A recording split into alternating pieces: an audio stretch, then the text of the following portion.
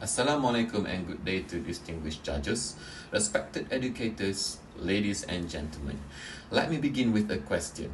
How many of us grew up believing that success could be measured by a single letter? A. In Malaysia, we celebrate straight-A students like national heroes. Their faces appear in newspaper, their photographs flood social media, families proudly frame their results on living room walls, and perhaps rightfully so, because excellence deserves recognition.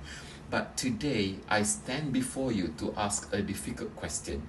What happens after the applause?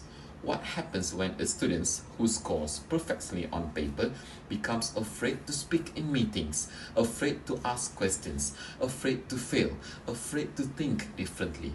What happens when we produce students who know every single answer but have never been taught how to question the world around them?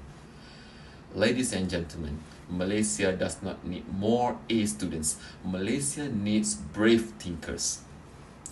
Albert Einstein once said, "Education is not the learning of facts, but the training of the mind to think." And perhaps that is the question we must ask ourselves today. Are we truly training minds to think or merely training students to perform? Now, before I continue, let me clarify something important. This speech is not an attack on academic excellence. I was once one of the students too. Many of us were. Grades matter, discipline matters, hard work matters. But in today's world, grades alone are no longer enough, because the future will not belong to those who merely memorize information. The future belongs to those who can adapt, communicate, innovate, collaborate, and most importantly, think courageously. And unfortunately, somewhere along the way, many of our students have learned something dangerous. They have learned that being wrong is worse than being silent. Think about our classrooms. A lecturer asks a question. 30 students look down at their tables. Not because they are lazy, not because they do not know the answer, but because they are afraid. Afraid of embarrassment, afraid of judgment, afraid of making mistakes. And in Malaysia, we even have a phrase for it, takut salah, fear of being wrong. And that fear is quietly shaping an entire generation. A generation that hesitates before speaking, a generation that waits for model answers, a generation that seeks approval before expressing ideas. Ladies and gentlemen, a student who is afraid to fail may eventually become an adult who is afraid to lead. And that is dangerous, because the world we are entering today does not reward obedience alone. It rewards initiative, it rewards creativity, it rewards resilience, and increasingly, it rewards courage. Especially in the age of artificial intelligence, AI. Today, artificial intelligence can write essays, it can generate presentations, it can answer examination questions, it can summarize books in seconds, and perhaps for the first time in human history, we are forced to confront an uncomfortable truth. Memorizing information is no longer a superpower. Machines can already do it better. The OECD itself describes PISA not as a test of memorization, but as a measure of how well students can think critically, solve complex problems, and communicate effectively in real-life situations. In other words, the world's leading educational assessments are no longer asking, what do students remember? They are asking, what can students do with what they know? So, if information is now available at the click of a button, then what makes human beings valuable? It is not our ability to repeat information, it is our ability to interpret it, to question it, to challenge it, to imagine beyond it, to create something meaningful from it. But ladies and gentlemen, brave thinking is meaningless without integrity. Today, we live in an era where students can generate essays within seconds using artificial intelligence. Answers are easy to obtain. Assignments are easy to complete. Even speeches can be written instantly. But education was never meant to be about merely producing answers. Education is supposed to build character, and integrity begins when a student chooses honesty even when shortcuts are available. Because a student who scores highly through dishonesty may impress people temporarily, but eventually enters the real world without competence, without confidence, and without integrity. Ladies and gentlemen, intelligence without integrity is dangerous. A nation cannot progress if its people know how to succeed academically but do not know how to act ethically. We do not only need intelligent graduates, we need principled thinkers.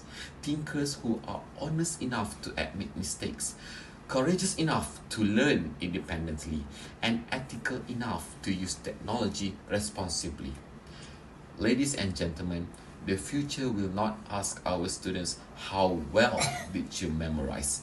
The future will ask, can you solve problems nobody has ever solved before?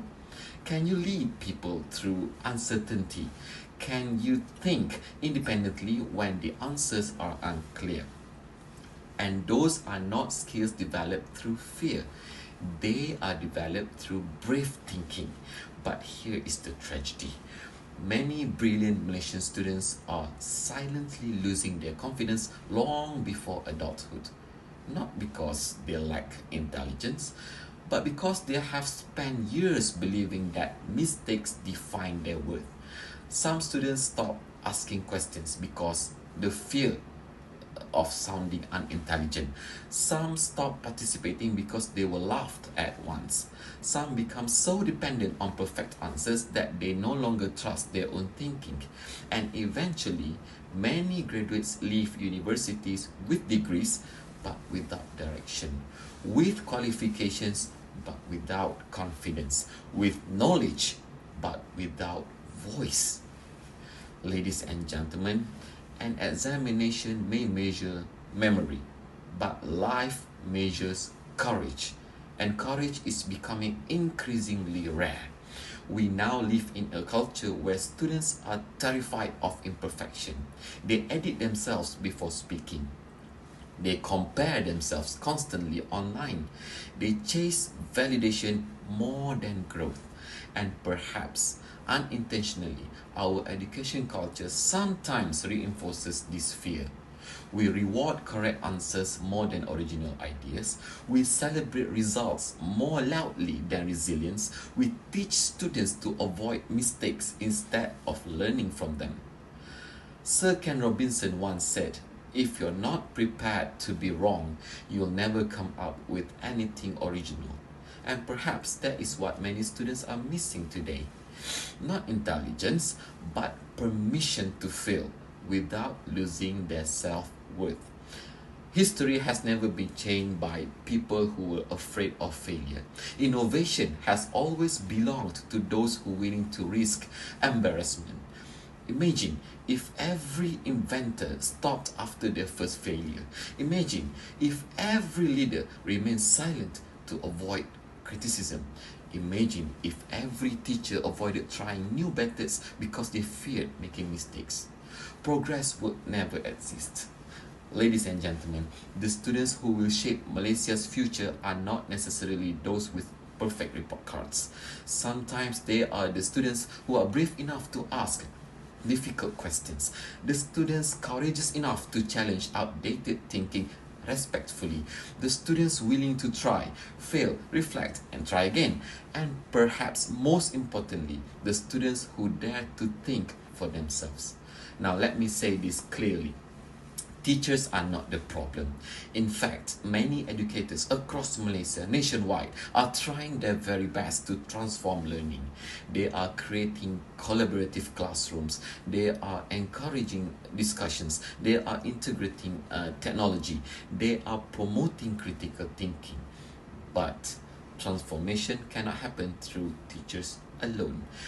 Parents must also understand that a child's worth cannot be reduced to examination grades. Schools must create environments where mistakes are treated as a part of growth. Students themselves must learn that intelligence is not about perfection. True intelligence includes curiosity, adaptability, empathy, communication, leadership, and courage. Because one day, our students will enter a world where the greatest competition is no longer between humans, it is between humans and machines.